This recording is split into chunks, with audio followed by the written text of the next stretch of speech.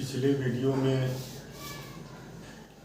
हमने AC current के लिए एसी करंट का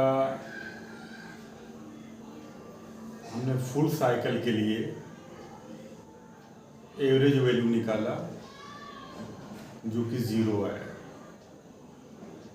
हमने हाफ साइकिल के लिए एवरेज वैल्यू निकाला जो कि I नॉट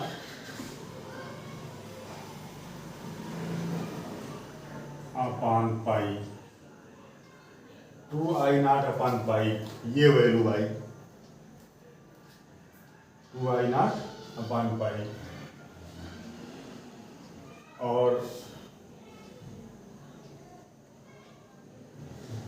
वोल्टेज की जो एवरेज वैल्यू हाफ साइकिल के लिए वो 2E नॉट अपॉन पाई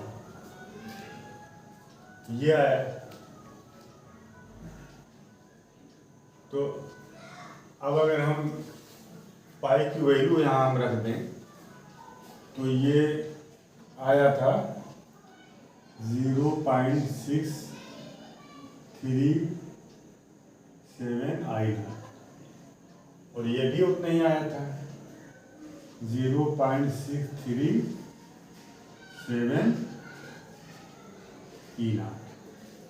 तो ये हाफ साइकिल के लिए ये एवरेज वैल्यू थी और करंट की, और हाफ साइकिल के लिए वोल्टेज की ये एवरेज वैल्यू थी। मगर हम एसी का पावर जब हम कैलकुलेट करते हैं P = V × I, तो उसमें जो I और V है ये हम एवरेज वैल्यू हम नहीं लेते हैं, हम इंस्टेंटेनियस वैल्यू लेते हैं। हम उसकी इंस्टेंटेनियस वैल्यू लेते हैं।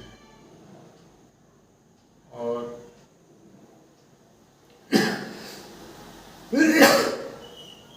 जब हम पावर कैलकुलेट करते हैं, हमारे घरों में जो इलेक्ट्रिक की सप्लाई होती है किसी इंस्ट्रूमेंट के लिए, जब उसका पावर हम निकालते हैं तो पावर P = V × I। तो I हम कौन सा I लेते हैं? ये I हम नहीं लेते हैं, एवरेज वैल्यू हम नहीं लेते हैं। और जो वोल्टेज है वो भी हम एवरेज वोल्टेज नहीं लेते हैं, ये नहीं लेते हैं। ये एवरेज वोल्टेज है, ये जो है I एवरेज हाफ साइकिल के लिए, और ये V एवरेज है हाफ साइकिल के लिए। तो हमारे घरों में जो बिजली आती है किसी इंस्ट्रूमेंट के लिए, हीटर के लिए या फैन के लिए, जब हम पावर निकालते हैं तो पावर P = V × I में V हम RMS वैल्यू लेते हैं, RMS वैल्यू लेते हैं। और RMS वैल्यू हमेशा एवरेज वैल्यू से अलग आती है। मान लीजिए मैं एक आपको एग्जांपल बताऊं, अगर मैं आपसे कह दूं कि +1 +2 +3 -1 -2 -3 की एवरेज वैल्यू कितनी होगी? तो इसकी जो एवरेज वैल्यू हो जाएगी +2 +1 +3 और +3 +6 और ये -6 अपॉन 6, तो 0/6 = 0। इसकी एवरेज वैल्यू देखिए 0 आ गई। ठीक, अगर हम इसका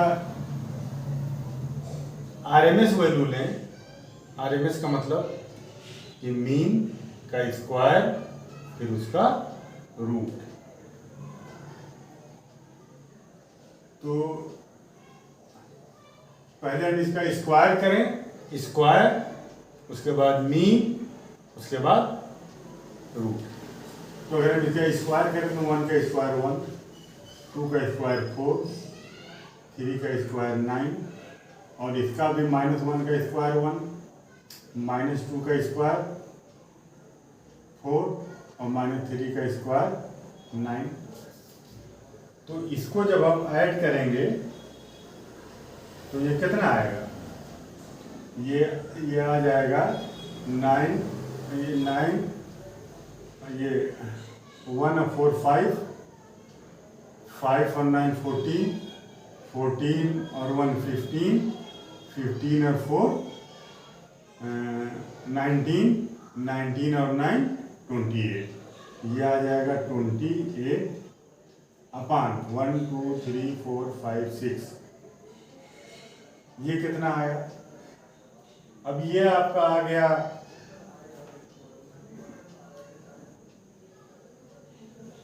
इसका स्क्वायर, इसका रूट भी करेंगे, इसका स्क्वायर फिर इसका root, RMS root mean square.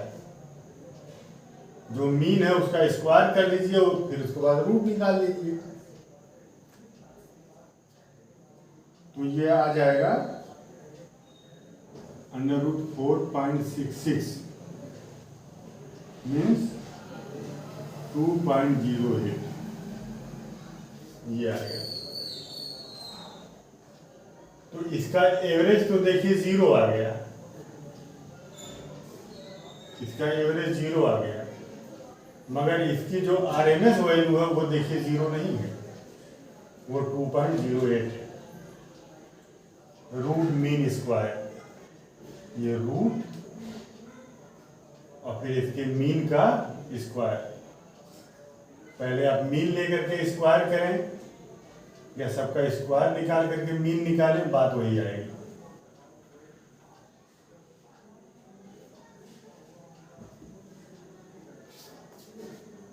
तो सबका हमने स्क्वायर कर दिया, रूट, फिर सबका स्क्वायर कर दिया, फिर उसका मीन निकाल लिया। तो ये चीज आ गई। अब इसमें हुआ ये कि जो नेगेटिव में था स्क्वायर करने के बाद ये भी पॉजिटिव में आ गया। जो नेगेटिव में था ये डिजिट जो नेगेटिव में थी, स्क्वायर कर देने के बाद आप देखिए सब पॉजिटिव में आ गया। और AC के लिए मैं आपको बता दूं कि AC में जब ये पॉजिटिव की तरफ जाती है तो भी पावर कंज्यूम होता है, और जब निगेटिव की तरफ जाती है तो भी पावर कंज्यूम होता है। ठीक, ये मान लीजिए आपका न्यूट्रल है और ये मान लीजिए ये आपका फेस है P। तो जब ये ऊपर जब ये जाता है तो ये लो पोटेंशियल और ये हाई पोटेंशियल पर होता है, तो करंट हाई से लो की तरफ बहती है। और जब ये नीचे आता है तो ये लो पोटेंशियल पर हो जाता है, ये हाई पोटेंशियल पर हो जाता है, करंट हाई पोटेंशियल से लो पोटेंशियल की तरफ बहती है। करंट जो है का डायरेक्शन बदल जाता है। तो इसका अगर हम इसकी एवरेज वैल्यू लेंगे तो एक बार नेगेटिव एक बार पॉजिटिव, +2 और -2 अपान 2, एवरेज 0। ये +10 -10 दोनों को ऐड करिए, 2 से डिवाइड करिए, एवरेज 0। एवरेज वैल्यू इसकी 0 आती है, मगर हाफ साइकिल के लिए एवरेज वैल्यू इसकी 0 आती नहीं है। मगर हम हाफ साइकिल के लिए जो एवरेज वैल्यू ये आती है, ये भी हमारे लिए बहुत काम का नहीं है। तो हम इसमें करते ये हैं कि रूट मीन स्क्वायर निकालते हैं, RMS वैल्यू। जब हम इसको स्क्वायर करते हैं, जो निगेटिव वाला पार्ट है, जब इसको स्क्वायर करेंगे तो ये पॉजिटिव में चेंज हो जाएगा, और ये पॉजिटिव ऑलरेडी पहले से, निगेटिव वाला पार्ट पॉजिटिव में चेंज हो गया, स्क्वायर करेंगे, और ये पॉजिटिव पहले से है। तो चूंकि करंट जब फ्लो होता है तो यहाँ से यहाँ तक भी पावर कंज्यूम होता है और यहाँ से यहाँ तक भी पावर कंज्यूम होता है, तो टोटल पावर तो ऐड होगा ना। तो इसलिए इसको स्क्वायर करते हैं, फिर स्क्वायर करने के बाद मीन निकालते हैं, मीन निकालेंगे, स्क्वायर करेंगे, स्क्वायर करने के बाद मीन निकालेंगे, फिर मीन निकालने के बाद इसका रूट कर देंगे। तो ये root mean square, root mean square, root फिर स्क्वायर फिर उसका मीन। तो आइए हम निकालते हैं इसको।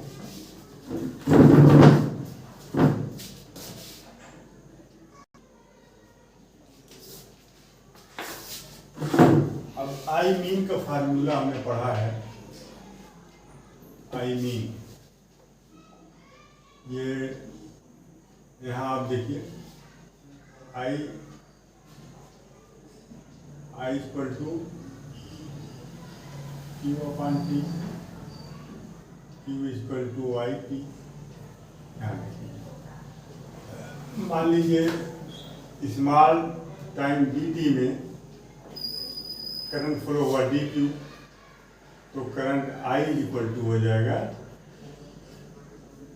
Charge upon time, cross multiply कर दें अगर तो D Q equal to I D T, दोनों तरफ इंटीग्रेट कर दें तो ये हो जाएगा Q equal to I D T.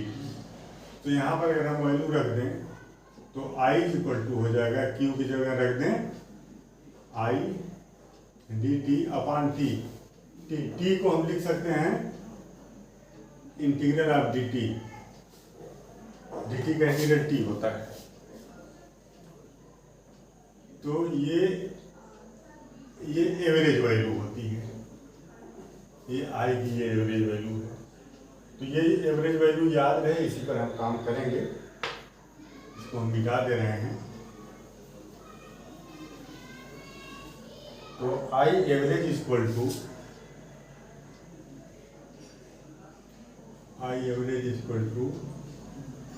I D T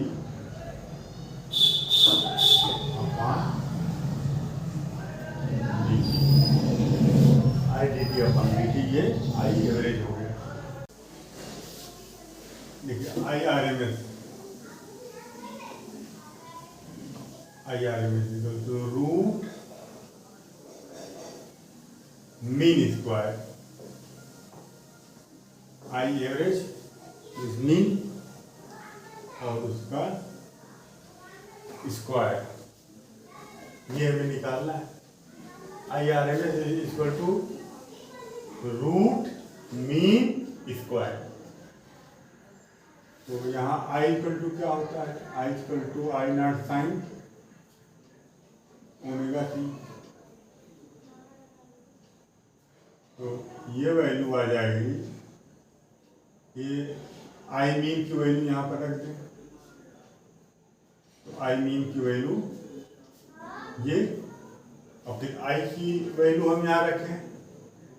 इसको हम लिख सकते हैं, यहाँ देखिए, इसको हम लिख सकते हैं आई नॉट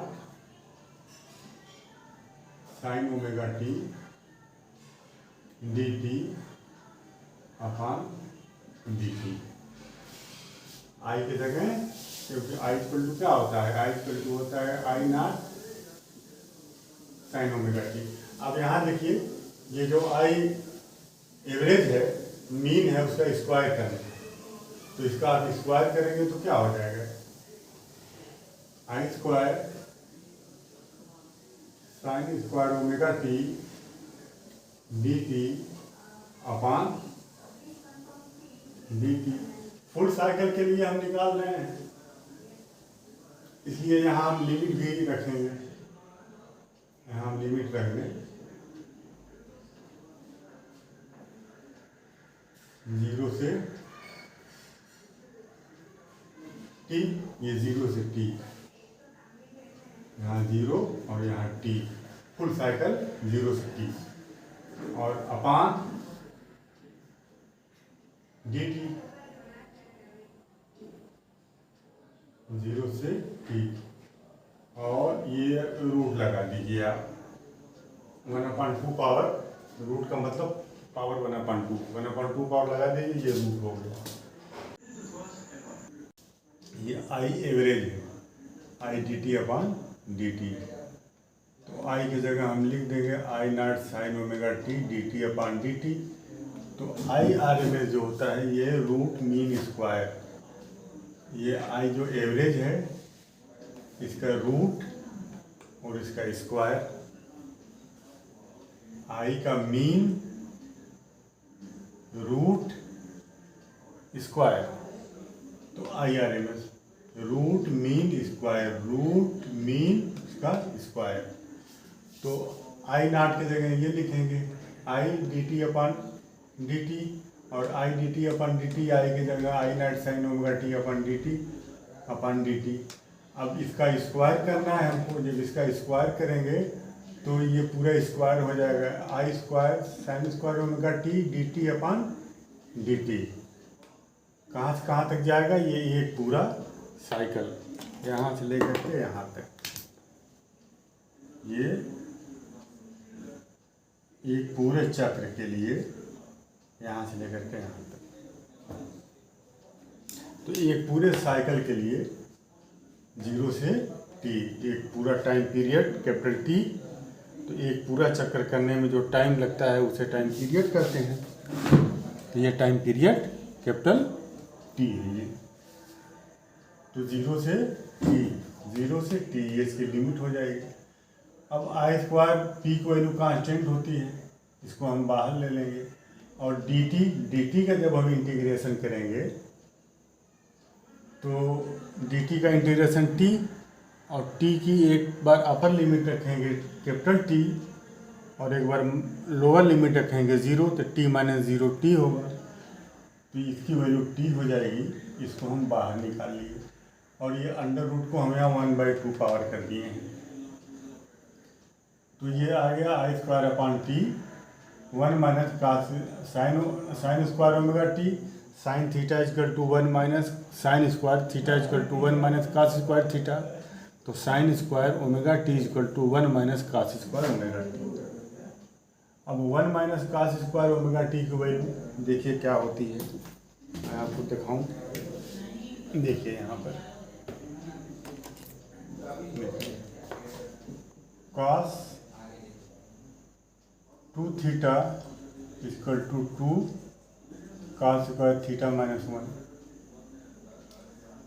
तो कॉस 2 थीटा, अब ये इधर आएगा लेफ्ट में तो प्लस हो जाएगा, equal to 2 cos square theta, अब 2 इधर आएगा तो डिवाइड हो जाएगा, तो cos square theta equal to 1 plus cos 2 theta upon 2। अब थीटा की जगह ओमेगा टी रख दीजिए आप, cos square omega T equal to 1 plus 2 omega T, sorry 1 plus cos 2 omega T, 1 plus cos 2 omega T upon 2। तो cos square omega T की जगह हम लिखेंगे 1 plus cos 2 omega T upon 2, तो 1 plus cos 2 omega T upon 2। अब ये 2 देखिए, ये एलसीएम ले लिया आपने, तो एलसीएम लिया तो यहाँ 2 आएगा और minus 1 plus cos 2 omega T. अब इस 2 को बाहर आप ले लीजिए यहाँ, तो आई स्क्वायर अपान टी,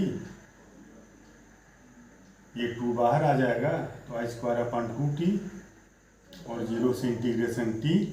अब ये देखिए 2 ब्रैकेट को जब हम ब्रेक कर देंगे तो ब्रैकेट के बाहर माइनस है तो अंदर ये माइनस हो जाएगा, तो 2 minus 1 minus cos omega T upon 2 ये यहाँ आ गया है, तो 2 माइनस 1 कितना होगा 1, तो ये हो जाएगा 1 minus cos 2 omega T D T, I square upon 2t और 0 से t। अब यहाँ dt ये 1 आएगा, 2 माइनस 1 1, और dt का दोनों में मल्टीप्लाई कर देंगे तो ये dt हो जाएगा और यहाँ cos 2 omega T dt, bracket के बाहर ये dt है ना, ये 2 - 1 1 होगा, तो dt में 1 को मल्टीप्लाई करेंगे तो dt और उसका इंटीग्रेशन dt लिमिट रख देंगे और minus integration of cos 2 omega T dt, ये लिमिट रख देंगे आप। तो dt का इंटीग्रेशन t, उसकी लिमिट रख दीजिए 0 से 2, और sign omega T, cos omega T का साइन ओमेगा टी अपान टी के साथ 2 ओमेगा लगा, ये नीचे आ जाएगा 0 से 2 उनका पावर 1/2। यहाँ देखिए ये मिट गया है पावर 1/2। तो अब ये अपर लिमिट रखेंगे t और माइनस लोअर लिमिट 0, तो t - 0 ये t माइनस, अब यहाँ आप देखिए साइन 2 ओमेगा टी, इसकी अपर लिमिट रखेंगे तो t की जगह t, तो cos 2 ओमेगा कैपिटल T, और फिर माइनस लोअर लिमिट रखेंगे तो साइन 2 ओमेगा इंटू टी की जगह 0, तो 0 कुल का अपान 2 और ये होल पावर 1/2। तो I² t minus omega equal to होता है 2π/t, omega equal to 2π/t, तो ओमेगा की जगह हम लिख देंगे 2π/t, और ये 2 इंटू ओमेगा की जगह 2π/t इंटू t से t कैंसिल हो जाएगा, ये 4π हो जाएगा। साइन 0 की वैल्यू 0, तो साइन 0 की वैल्यू 0, फिर एक राउंड पूरा आप घुमा दीजिए, टर्न कर दीजिए एक राउंड पूरा, तो 2π की वैल्यू 0, फिर एक राउंड टर्न करिए 4π की 0, 6π की 0, 8π की 0, तो साइन 2nπ की वैल्यू 0 होती है, तो ये 4π होगा, 4π की वैल्यू यहाँ 0 आ जाएगी। साइन 0 0 माने 0/2 ओमेगा, ये 0 हो जाएगा। तो ये बचा क्या, I² into T whole power 1/2, t से t कैंसिल, तो IRMS equal to I0² whole power 1/2, 1/2 means √2, तो I² का √ ये बाहर आ जाएगा √ से, I/ ये √ में रहेगा, तो ये वैल्यू IRMS की आई। तो जैसे आपने IRMS की वैल्यू निकाला है, वैसे ही आप VRMS की वैल्यू निकालेंगे। जहाँ जहाँ I0 है वहाँ वहाँ V0 हो जाएगा, जहाँ जहाँ I0 है वहाँ वहाँ V0 रखिए, बाकी सारी चीज़ें वही होंगी। तो VRMS की भी वैल्यू वही आएगी, V0 अपान √2, और 1/√2, 1/1√2 की वैल्यू 1.414, इसे डिवाइड करेंगे तो 0.707 आएगा V0। उसी तरह से IRMS की वैल्यू ये है। तो इस तरह से ये इसका रिलेशन बहुत इम्पॉर्टेंट है। हमारे घरों में जो सप्लाई आती है, जो वोल्टेज 220, वो VRMS होता है। अगर आपसे कहा जाए कि VRMS 220 है तो V0 आप निकालिए, तो V0 equal to VRMS into √2, VRMS में √2 से मल्टीप्लाई कर दीजिए। 220 VRMS है, 220 इंटू √2 मीन्स 220 इंटू 1.41, इससे आप मल्टीप्लाई कर देंगे तो नियर अबाउट 311 वोल्ट के आसपास आएगा ये पीक वैल्यू। तो हमारे घरों में जो बिजली आती है, जो वोल्टेज है, उसकी पीक वैल्यू ये होती है, ठीक। तो इस तरह से मान लीजिए अगर VRMS 12 वोल्ट दिया है, आपसे पीक वैल्यू पूछा है, तो peak value equal to VRMS into √12, ये √2, तो VRMS के जगह रखेंगे 12 इंटू इसके जगह रखेंगे 1.414, ये 17 वोल्ट। तो अगर VRMS 12 वोल्ट है तो V0 की वैल्यू 17 वोल्ट आई। अगर V0 की वैल्यू VRMS की वैल्यू 220 है तो V0 की वैल्यू 311 वोल्ट आई। तो इस तरह से ये VRMS और IRMS का ये रिलेशन रहा। अब इससे रिलेटेड और वीडियो अपलोड होंगे, चैनल को सब्सक्राइब कर लीजिएगा, बेल आइकन को प्रेस कर दीजिएगा ताकि इससे रिलेटेड और जो वीडियो आए उसका नोटिफिकेशन आपको मिल जाए और उससे आप फ़ायदा उठाएं। Thank you.